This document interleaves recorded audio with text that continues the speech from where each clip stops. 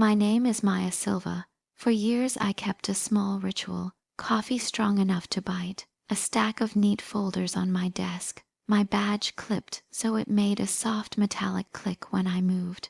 The click was an anchor. It meant I belonged somewhere that mattered. I believed in that place, with its glass towers and its slide deck jargon, because I had poured myself into it. I had learned to read contracts like religious texts and to love the small, bureaucratic kindnesses of procedure. That belief broke the night they made me the villain. I met Julian Reid at a cross-functional meeting. He had the sort of smile that rearranges air. When he said, "We should scale this," people leaned in like the sound of a chorus. He rode the wave of charisma like a surfboard. Later I learned he could glide through a room without leaving a trace and still own the narrative. Back then, his confidence felt like cover for my ambitions. He complimented my memos and introduced me to people who could move projects. He loved that I cared about policy details. I loved that he could make a donor laugh until they opened their checkbook. We became close quickly. Late dinners, shared playlists, the easy intimacy of two people who celebrated one another's wins. He became my boyfriend, then the man I trusted with every password and every half-formed plan I dared whisper at midnight. "We're a team," he would say, his hand on the small of my back like punctuation. I opened my life the way someone opens a window, because love was supposed to be a circulation of trust. The theft didn't look like theft, it looked like accounting. One winter morning, I got an email from procurement. They didn't have enough funds for the neighborhood job we'd promised.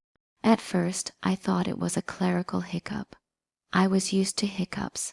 I pulled the ledger, cross-checked invoices, traced delivery receipts.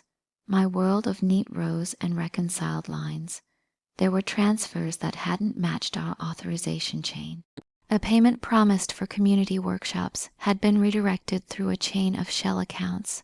Nothing huge in a single jump, just enough small siphons to throttle the project without raising the alarm. I printed the entries and the numbers looked like a map I couldn't read. The pattern felt like a net. I followed it backward until every thread pointed to an office IP address whose log said, "Authorized by user MS." That would have been my user. My email timestamp matched. My credentials had been used. I walked home with the printouts pressed to my ribs like evidence might be a warm pillow. My apartment smelled like the basil plant I'd almost killed and the kettle waiting for me. I dialed Julian without thinking. He answered on the second ring, voice sleepy, "Hey, everything okay?" My hand shook so badly I had to grip the counter. "Someone moved money from the East Side program," I said, and I watched his voice change even on the phone, a small, audible intake. I think it used my credentials. There was a hiccup on his end. "Maya, you know how these systems are. There are scripts and scheduled reconciliations, probably an automation. Let ID check it. Don't panic." When the auditors arrived a week later, an internal woman who used her words like fine instruments, I presented my folders and explained my checks. They ran a forensic log, and the log spoke with numbers that sounded like accusations. My username had executed commands between 2:13 and 3:02 a.m. Over a dozen days, there were lines of code flagged as manual API call. They asked me to explain. I told them the truth. I had not made those calls.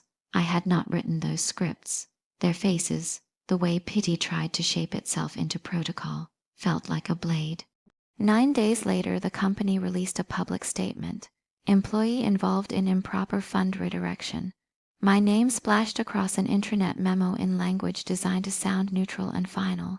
Julian sent a message, short and efficient. "We'll get through this. Keep your head down." Our friends at drinks asked me if I was okay. People I had argued with over minor policy differences at 3 a.m. avoided me in the kitchen. The small rituals were gone, the badge click, the casual greeting in the hall. The city of my life rearranged itself to accommodate a new headline. Within a fortnight, the pressure became a kind of surgical thing. Police came to my apartment with a warrant. My laptop was bagged in evidence and scented tape. HR put up a screen saying on leave pending investigation. I watched myself being boxed into a character I had never auditioned for, the insider thief. I stopped sleeping properly. At 3 in the morning, terror had a rhythm. I'd wake, run through the logins in my head, try to remember the exact sequence of passwords I'd used that week. Every image of Julian, the way his throat bobbed when he lied, the way his hands looked untroubled, scalded me. I had been the kind of person who documented everything, my notes, my receipts, my steps. I had thought that habit would be a shield. Instead, our shared life, the sticky notes on the fridge, the password hints, the way I trusted him to watch my back, became a map he could read. And slowly I realized what had happened. He had built a ladder with small steps, micro transfers, token scripts, the programming equivalent of redirection. He had used our intimacy as an instrument. He knew when I logged in late. He knew where I left my passwords. He knew what messages would make me pour myself into processes he could manipulate. I had been weaponized by the man who loved me. The first night they came to take his statement at the station, I sat on my hands and did not call him. Watching him speak with an artful confusion on the news feed, complaining about the administrative chaos, was like being carved out from my own life. He was still polished. He had already curated the narrative. They charged me with complicity. He testified they were subcontracts he'd approved and I'd forgotten. A narrative the form asked for, and the press swallowed with a yawn. The professional world is polite in public and savage in practice. There were articles that called me compromised and under investigation. A few people closed their doors. I had two choices: become a cautionary footnote or become something dangerous. I chose the second that night, when I sat with the folders of logs and a mug of coffee gone cold. I learned the same way my mother learned to sew, with repetition and patience. If Julian could weaponize intimacy, I would weaponize tools he thought were boring: records, forensics, administrative truths. If he had stacked small steps to build a ladder out of theft, I would build stairs beneath him and pull out the plank.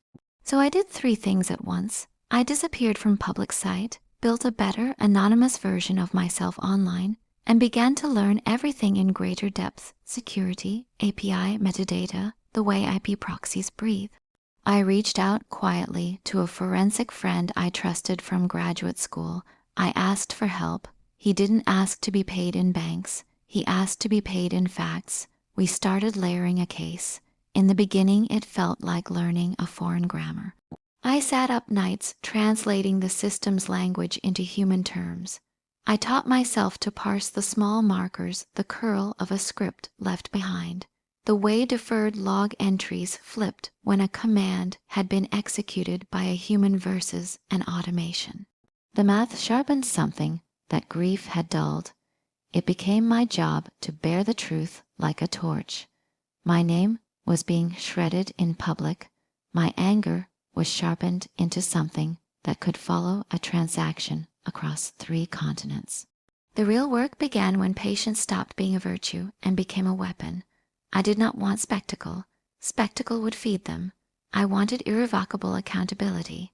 I wanted the communities whose coffers had been siphoned to be whole again. I wanted Julian to see, in a ledger that couldn't be dressed in charm, the truth of what he had done. I took careful steps. First, build networks that the accused couldn't easily stamp out. I cleaned my online identity but kept a shadow presence, an alias that asked questions on public forums, a profile that liked articles about audit transparency, a small blog that posted about micro-transaction patterns and the importance of public receipts. People followed innocuous things. Those small followers became a listening post. Second, get independent eyes. I fed hints to an investigative reporter I'd once argued with over coffee. His name was Daniel Park, and his newsroom had those bright lights that didn't blink. I pushed him micro-evidence, nothing accusatory in tone, just lines. Have you noticed transfer patterns in XYZ nonprofit? Odd round numbers, small sums routing to Meridian Holdings. His curiosity tasted like leverage. He ran simple queries. He called me, then we met with coffee and a folder. He was careful in a way I needed. The press is a tool that can open doors when wielded reasonably. Third, I returned to the community level. The people in the programs had no PR firm. They had paint, thinned fingernails, and receipts that were missing. I began recording testimonies, small, plain spoken video clips of volunteers describing promised supplies that never arrived. I taught them how to ask for receipts and told them where to send copies that would be safe from intimidation. The first time a parent demanded an accounting at a town meeting and held up a photo of an empty supply closet, the air in that room shifted. People who had assumed donors were infallible started to ask for proof. That kind of public pressure is slow but relentless. Meanwhile, Julian doubled down on projection. He gave interviews about the pressures of handling civic portfolios. He launched a new side nonprofit with a name that sounded warm and conversational. He posted pictures of meetings, of smiles, of ribbon, cuttings. Every image a small oil to cover the smell of something burnt. The public loved stories about rescue. He had remastered himself as a philanthropic lead, once again in light. I let him. The more he basked in light, the more likely he was to slip. People who bask are reckless. They snap more photos, keep more calendars, make more plans. Vanity is evidence when someone forgets what matters. I spent months building documentation. I asked for bank statements under freedom of information style requests where applicable. I found shell companies in jurisdictions that like to hide names behind nominees, and I trained a small team of friends and contractors to trace them. We found recipients who bought condos and car leases on funds that had been marked for community resiliency. We traced invoices with vendor addresses that didn't exist, correspondence that had been fabricated, and purchase orders that looped donations back into the private portfolio. It was meticulous work, and in the way of all meticulous work, expensive. I funded it quietly. I sold a precious ring that reminded me of better, naive mornings. I ate cheap meals. I worked. When the first investigative piece ran, the tone was precise and clinical. Daniel wrote things that couldn't be waved away in a boardroom. He had numbers, and he had witnesses. He wrote about Meridian Holdings and included scanned copies of emails where allocation adjustments were discussed. The headline was not sensational. It was surgical. Money missing from East Side program. Traces run to private accounts. The PR firm scrambled. The donors muttered. The board convened. They asked for an independent audit. That, for me, was the first victory. Not his fall, but their inability to continue as if nothing had happened. Julian began to change before my eyes. Not in a visible theatrics way, but in the small disintegration of an actor whose lines now had holes. He would slouch in interviews, his shoulders thinner, because confidence is posture and posture loosens when the map is missing.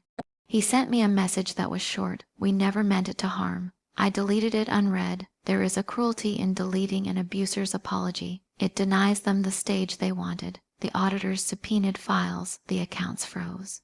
There were hearings and depositions and sworn statements. People who had silently profited without risk suddenly smelled risk. Investors pulled out. Press got louder.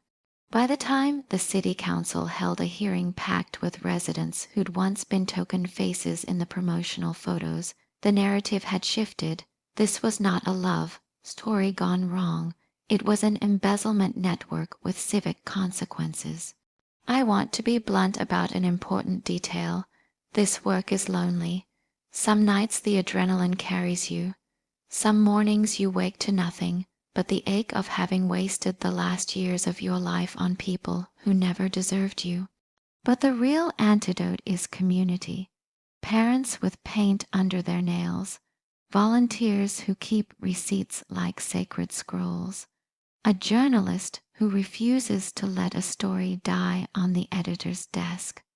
Those people are the water that feeds the campaign. The legal system took its own time. There was a phase where nothing seemed to move, the small bureaucracy of a courtroom, the slow turning of the wheel. Then when margin after margin of evidence was laid down, transaction after transaction, email after email, the institution began to act. The law is not poetic, but it can be effective. Regulators issued fines. The nonprofit board demanded resignations. The property tied to Meridian Holdings had its ownership questioned. I watched the man who once kissed me goodnight get smaller, and my chest cracked not with triumph, but with numb relief. Yet my revenge had to be more than his discomfort. I wanted things changed structurally, policies enacted so no other engineer of charm could build a ladder out of small thefts.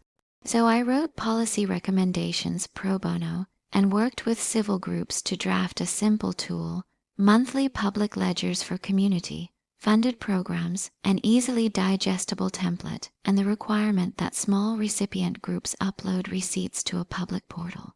Transparency, boring as it sounds, is a grief-resistant weapon. People find dignity when they can check their own records. That winter, a municipal clerk wrote to thank me. She said, "We used your template in our small town. The farmers are less afraid of lose your own." The gratitude sounded like a small fist of light. The final phase is not cinematic fireworks. It's operational closure and the small, stubborn relief of right attribution. Courts handed down fines, boards resigned. The public ledger portal I had helped design became a standard part of municipal funding guidelines in a few pilot districts. The kids at the East Side program painted a mural the following spring with colors that didn't match any PR logo. It was messy and powerful. Julian pled guilty to charges of fraud and falsifying records. He served time. Mercy is a private thing. I did not dance while his life reconstituted at a smaller scale. I sat in a small community room and taught people how to reconcile receipts. My triumph had always been restorative rather than vindictive. But there is no denying the peculiar satisfaction of seeing his name on a legal dockets.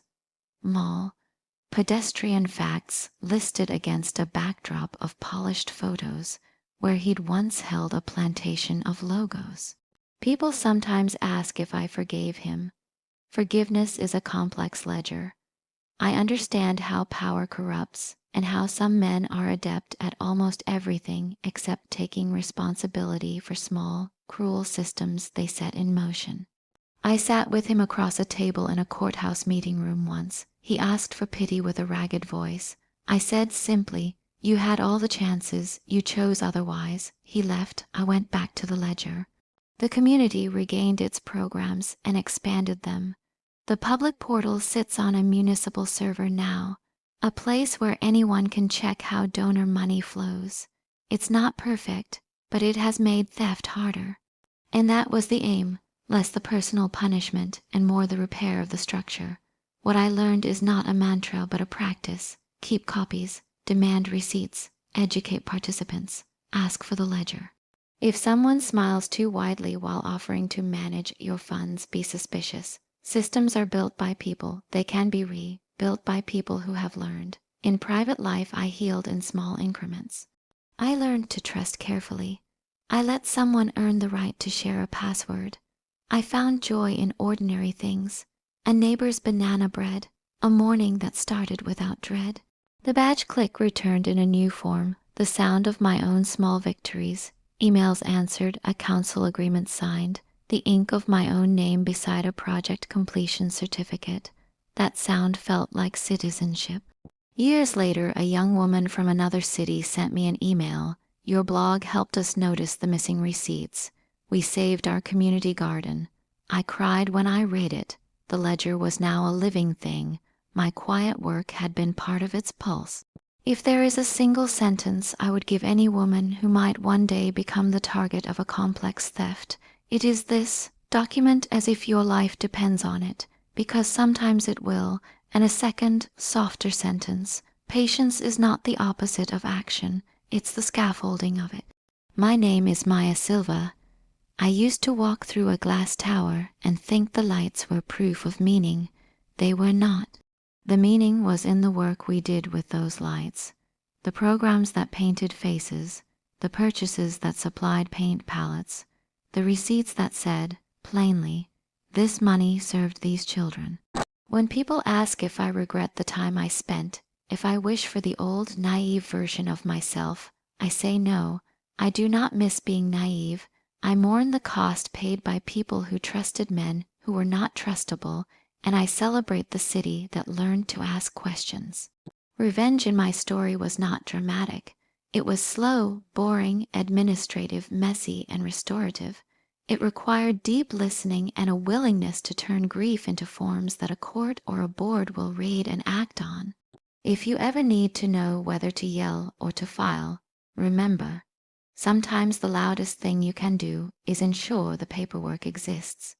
When the light through my kitchen window slants in the way it did the morning I first saw the redirection, I still think of lists. I think of paint. I think of the small heads bent over art, and sometimes I let myself be proud, not because I enjoyed taking him down, but because some small things are righted back into place. That is all the justice I ever wanted.